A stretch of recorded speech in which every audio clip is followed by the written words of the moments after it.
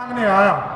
बिहार में सरकार एक सीट से नहीं बदलती, लेकिन यदि आप अपने यहाँ उपचुनाव में मनोरमा जी को जिताने का काम कीजिएगा तो ये जरूर मैं तय करता हूं, आदरणीय मुख्यमंत्री नीतीश कुमार के नेतृत्व में बेलागंज का भी भविष्य उज्जवल होगा साथियों, ये जरूर आग्रह करें। और इस देश को विकसित बनाना है साथियों, और ये बिहार भी आगे बढ़े, बिहार रुका हुआ नहीं रहे।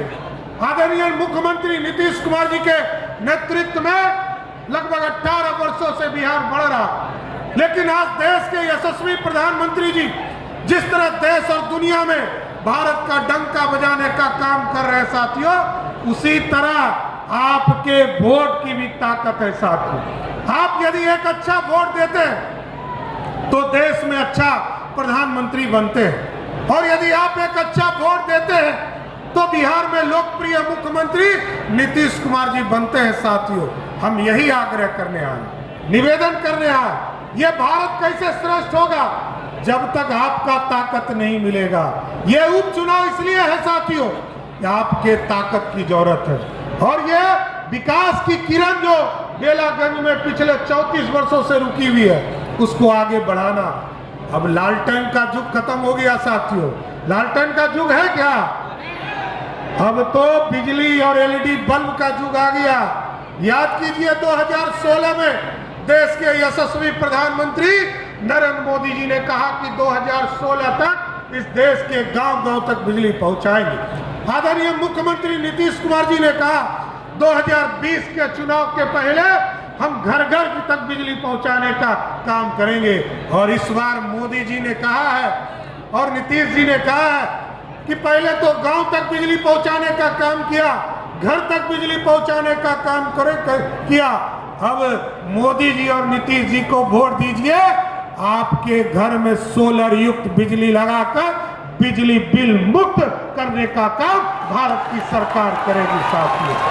इसलिए साथियों, आज देश में जितने गरीब हैं उसकी चिंता या तो मोदी जी कर रहे हैं या नीतीश कुमार जी कर रहे हैं। बिहार में लगभग 6.5 करोड़ लोगों को देश के यशस्वी प्रधानमंत्री जी का आशीर्वाद प्राप्त है, और लगभग 3.5 करोड़ गरीब जो बिहार के मतदाता है उसको आदरणीय नीतीश कुमार जी का आशीर्वाद है साथियों।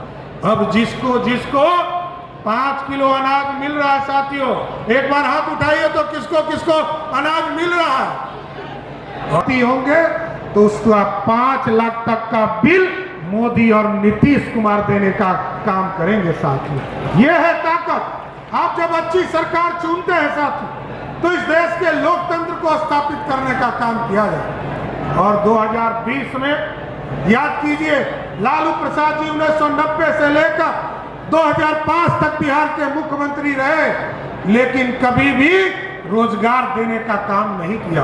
1 लाख लोगों को भी नौकरी नहीं देने का काम किया साथियों। लेकिन नीतीश कुमार जी जब 2005 में आए और 2020 तक जब उन्होंने पहले फेज का सरकार चलाया तो 7.5 लाख लोगों को नौकरी दिया।